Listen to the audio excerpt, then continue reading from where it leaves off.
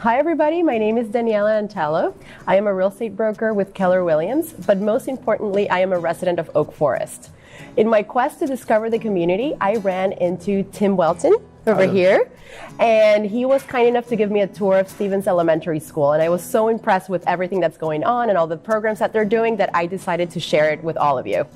Tim, thank you so much for having me today. I am super excited to be here. I'm excited to talk about Stevens Elementary. Yes, can you tell me a little bit about who you are, what you do, your involvement with the school, and why you choose to work here? Sure. So my background is before I moved into education accidentally as a career, I was a practicing attorney. I started volunteering at Frank Black Middle School. At the time, it was struggling, and some folks from the neighborhood were going to try to help out with what was going on there. We discovered when we went to help out that there was a really good school internally, but it needed a lot of help conveying that to the community of all the good internal work that was going on. So we took that role on. I took that role on specifically, and I loved the setting so much and education so much that I stopped practicing law, and I'm working in education now. That school in spring of 2011 had 480 kids on campus. We now have 1,240 kids on campus, one of the fastest growing schools in America. And then an opportunity arose here at Stevens with a similar story where there's lots of hardworking folks doing great things, but they needed help communicating in terms of all those great things.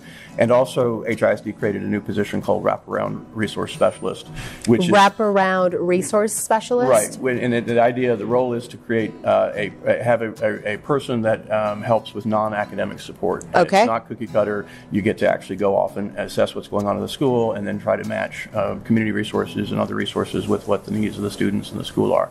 So it's a great fit for what I like to do, and it's a great program that HISD has rolled out. So I'm here at Stevens now full-time as the wraparound specialist. Great. How many years have you been doing this role? So I'm still over at Frank Black part-time, but 7 years is kind of my educational background, and I was a litigator for 14 years before that. And then this specific role, this department was only created in the past year. So it's a brand new department, but it's a really great concept, and it's being really successfully executed not only at this school, but lots of places throughout the district. Okay. What are some of the special programs that you have currently at the school, and what are some ways that people can get even more involved? So Stevens is a STEAM magnet, and STEAM stands for Science, Technology, Engineering, Arts, and Mathematics. We're one of only two schools out of the 160-something elementary schools in the district that are STEAM magnets. So that gives us a layer of programming that no other school has in this area. In terms of that as a focus, we have a full-time magnet coordinator, and that STEAM curriculum is integrated throughout the school, lots of different ways. We have won awards with regard to some innovative programming that's come in having to do with teaching STEM concepts through fashion design, for instance. Okay. And then we also have, because of the A part of STEAM in terms of arts, we have alliances with the Alley Theater and with the Houston Ballet and with the Houston Children's Museum, and so programming recurs here on our campus, and then some of our kids actually get to travel into the ballet, for instance, in terms of those aspects. And then we have a very strong set of ancillary programs, and then a really strong school culture. So it all melts together to make for an excellent elementary school overall. Okay. So last time that I was here, while I was touring the school, something that I noticed was how everything has Dr. Seuss themes throughout. I live so close that I actually hear the principal greet the students every morning, and it's actually really lovely to hear all this optimism and tell the kids that they can be anything and they can go anywhere. Right. So that was actually why I really wanted to come in and learn more about the school. The other thing I was very impressed about was the benches all around, and you mentioned that these were done by the parents of the kids that come to the schools. Absolutely, yeah. We have a really strong school culture here, and it just keeps getting better and better. Internally, we do celebrate Dr. Seuss's birthday in a big way. We also have a superhero theme that's also I see the shirt mirrored throughout the school. We're the Stephen Stallions, but we're also we have a superhero theme in terms of making sure that kids are on point and in terms of school culture, in terms of the systems, in terms of how we design things. And so we celebrate lots of things in lots of different ways. And it's a very joyous campus with regard to that. we do Harry Potter stuff, and we do a whole series of different focuses throughout the year. And we have a very creative staff. When we had the Polar Express and an actual train here on campus for the holiday season, and lots of different good things that happen. But what it does is it creates layers and layers of complexity to the school. It's not a sterile environment, and we don't have one thing that helps pique curiosity and interest, because we celebrate lots of different things, both culturally and otherwise, in terms of what we do. And then we have an increasingly involved parent base. We have a great parent base who decorates the things that you see when we're walking around the school. The Dr. Seuss in the background, that was put up by current parents who are here, spent hours and hours working on projects. And then they recur. We also have community members who are helping out as well, and future parents who are involved. So some of our future parents who decided to become part of what's going on here at the school this year spent 8 hours with their kids in tow. They have a 3-year-old and a 1-year-old, and they actually, a family came out and redid our benches that had, the school's been here for almost 70 years. So there's 70 years? Almost 70 years part of the community. And so it's always, any 70-year-old institution can always use additional love and attention. Yes. And so they rebuilt our benches. The same community group came in and partnered with our current parents to add Dr. Seuss quotes to all of our restrooms now, and just inspirational Dr. Seuss quotes. Yeah, I saw that last time. And then there's an ongoing series of upgrades in terms of beautification. We've got some outdoor projects that are in the works, and then indoor upgrades are continuous. So lots of vibrancy at the school. Lots of love, and the kids absorb that, and it's intentional. And we have an excellent leadership staff, an excellent principal. She's been here for 5 years now, and she's just set a tremendously great structure in place in terms of making sure that we're supporting the kids and inspiring them. Wonderful.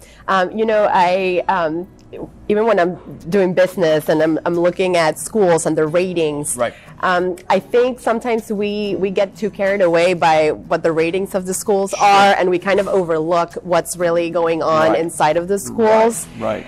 So what would you like to say to people about Stevens Elementary? Because I know, if you look at just the ranks, we're probably not like a 10 out of 10, but frankly, I feel like this school has all the potential and all the resources to really be a 10 school. Sure. Well, first of all, we are actually at the second highest rated academically out of the 7 Northwest area elementary schools right now. We have a B rating from the Texas Education Agency, only second to Oak Forest Elementary. So we've done a really good job in terms of strength of academic programming. One of the biggest disservice that has been done in education recently is this notion that somehow you can take one measure or one little piece of information and then create this immediate ranking or report card or whatever it is that is such a disservice to all schools, not just this school, but to all schools, because you cannot. To me, the analogy would be like if I were going to hire you for a position in a job interview,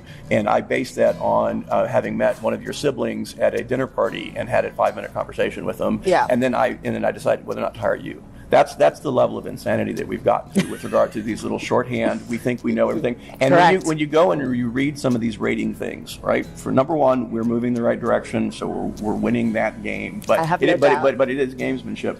If you read the analysis for the most prevalent rating throughout the state of Texas, that's not the Texas Education Agency, but it's a private group. The group actually, in its own, if you actually do the underlying research, in its own little section at the end of this rating system, which is, like I said, a tremendous disservice, it says this is just one little measure of a school. Right. And what studies have shown, and this says in this survey, it says what studies show is that it's about parent participation, it's about extracurricular activities, it's about programming, and this is not meant to be a snapshot of any of that because we can't assess any of that. Correct. So in its own survey, this statewide thing that gets rolled out, it says, by the way, what we're telling you really is basically misinformation. And what you really need to do is find out what's really going on at the school. Exactly. And yet we're going to blast it out into the universe and let everybody know 30 seconds about a school and think that somehow is a measure of a school. Right. And it's lunacy.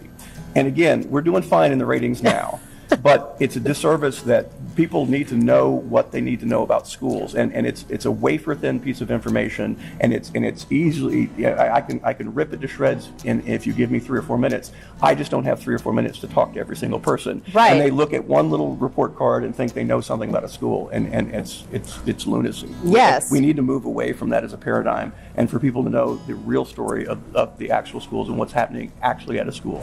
Correct, and I feel like that's where the community involvement is so important. Right. If you really want to find out what's truly Right. going on in the school, instead of looking at just ratings or reviews or even posts on Facebook. Absolutely. What about coming into the school and actually meeting the movers and the shakers and seeing what's really happening? Right, and come meet our kids and come meet our teachers and come meet our administrative staff and experience the actual school day and look at the great things that are actually happening, and don't think that you're a high information person because you glanced at something one time and you don't understand the paradigm at all, and Right. that somehow gives you enough information to make important decisions. Yes. It's ludicrous. And I also, from the last time that we met, there were so many ways that people can get involved, from like Yes. story time reading to Yes. painting to creating benches. So Right. there are multiple ways that people can get involved in whatever their talents There's a lie niche lie on. for everybody's time, talent, and even their treasure. We will even, if you don't have time, we will actually We will take your money. We'll take your money as well. Certainly. Absolutely. Right, right. The other thing that I was really excited about was that the park here at Stevens is part of the Sparks program. Yes, we have a Spark Park here. It's been here since 2015.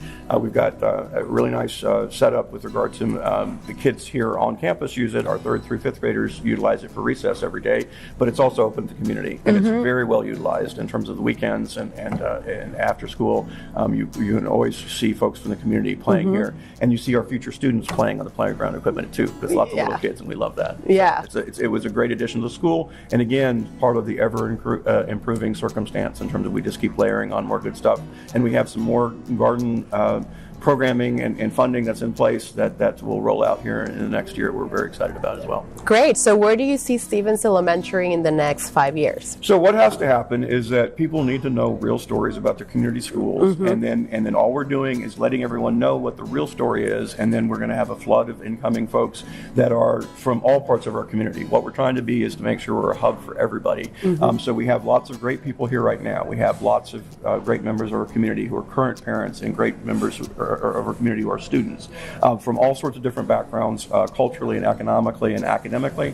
But what we want to make sure is everyone knows the true story so that everybody's here. There's this absurdity that somehow there's a school 6 blocks here that you have to go to, and there's a school 6 blocks here, which is basically the same school. Right. Because I'm a parent. I've been a parent at Oak Forest Elementary for 8 years. I know the dynamics at Oak Forest Elementary. It's an excellent school. I work here now.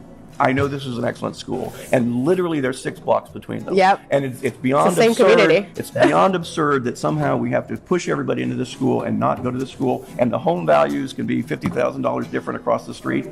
That has to end. Yes. My goal is to change that. This is right. This is a great school, and all we need to do is make sure everyone knows the real story about it, and then they will be here and be part of our ever-growing, ever-changing, And get involved. circumstance. Get involved, right? Like if Right. you want to change something, or if there's something that you have a question about, Right. contact the people here, and they're very open to show you And everything. we already have great leadership here. Ms. Barrentos has done a great job of making sure this is a great school. And she's got, not only is she really, really smart in terms of what she's doing, programming and structure and academic support, and every way she's rolled out everything, but she's got a tremendous heart. Yeah. She just loves the kids, and she's here for the kids in every way. And that's what schools are supposed to be. Public schools are supposed to be about all of our kids. Yes. And that's what our design here is at Stevens. It's what we did at Frank Black. It's what Oak Forest is. It's what community schools are supposed to be, and that's what we're doing. Wonderful. Well, thank you so much, Tim, for your time today. Is there any final message that you want to deliver to our viewers? This is an example of somebody who just volunteered her time and came and showed up and is doing something and making a difference. And you guys can do that too. Thank you, Tim.